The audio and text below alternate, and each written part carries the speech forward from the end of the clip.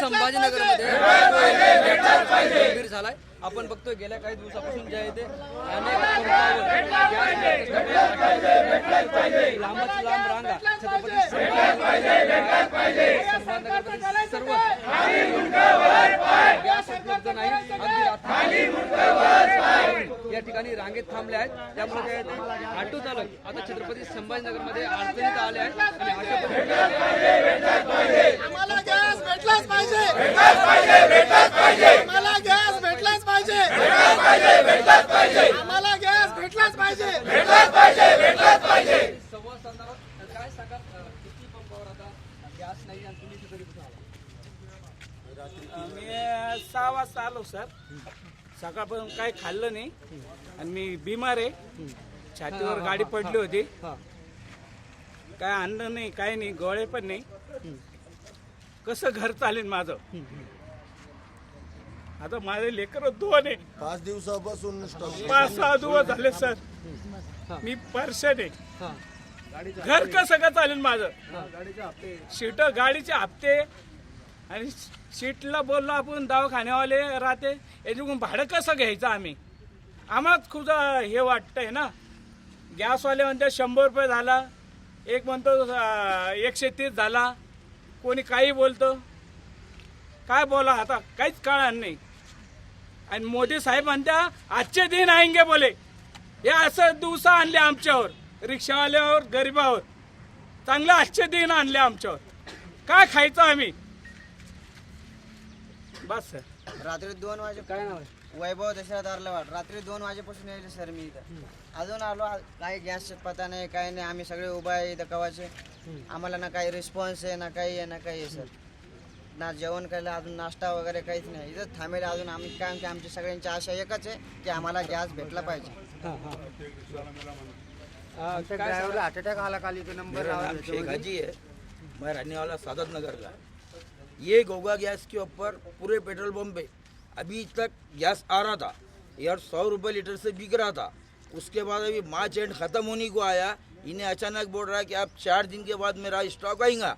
तो सरकार से, पालक मंत्री से और कलेक्टर साहब से ये मेरा बोलना है कि ये जो भ्रष्टाचार हो रहा है, ये भ्रष्टाचार को इन्होंने रोकना और ये आके हमारा रिक्शा वालों के बाल बच्चों का निर्णय दूर करना।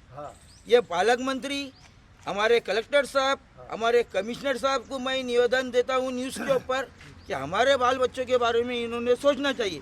अगर कोई रिक्शा वाला भाई कुछ गलती करता है तो जब कलेक्टर साहब है, कमिश्नर साहब है, पालक मंत्री है, ये लोग सब आवाज़ उठाते कि इस पर कानून कार्रवाई करो और कोई रिक्शा वाले पे गुनाह दाखिल करो। और 1500 की फाइन होती है, एक गाड़ी पे 40-40 हज़ार का फाइन है, वो भर रहा है रिक्शा वाला, और आज रिक्शा वाले के बाल बच्चे, रिक्शा वाला रोड पे भुक्का मर रहा।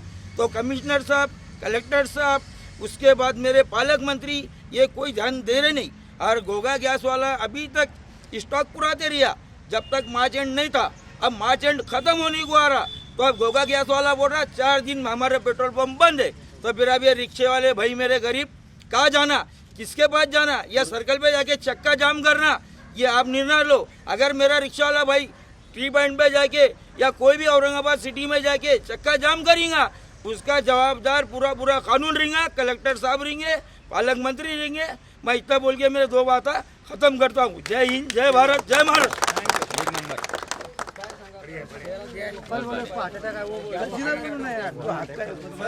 शहरामध्ये जे आहे ना ते 40 ते 45 हजार रिक्षा आहे आणि ती गॅसवर चालणारी त्याच्यात 30 हजारची एक रिक्षा आहे।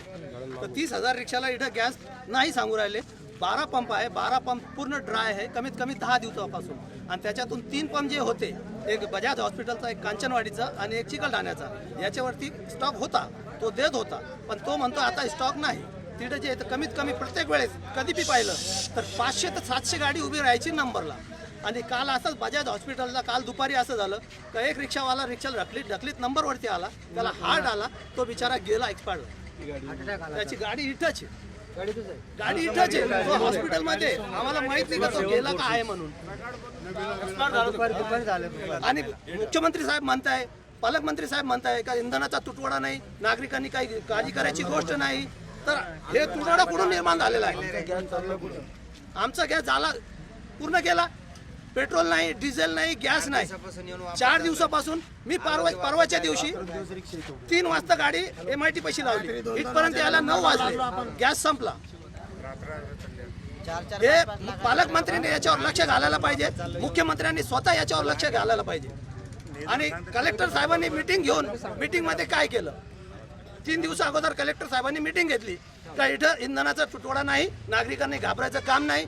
पण इथं जे 45,000 लोक आज रस्त्यावर आहे, कोणी नंबरमध्ये लोटतोय, कोणी गाडी ढकलतोय, कोणी सर्वांच्या घरी पोरं बाळ आहे आणि प्रत्येक गाडीवर हप्ते आहे. हप्ते कसे भरायचे आम्ही? 10 दिवस गाडी आमची उभी राहायची, तर हप्ते कसे भरायचे? घर कसं चालवायचं?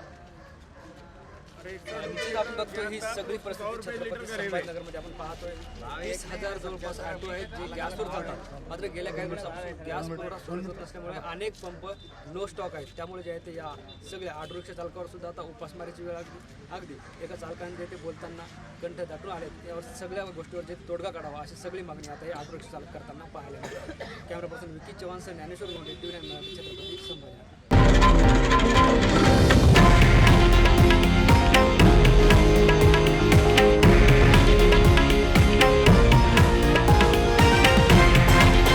हे आहे देशातील नंबर 1 न्यूज नेटवर्क आणि आपण पाहत आहात TV9 मराठी, एकमेव.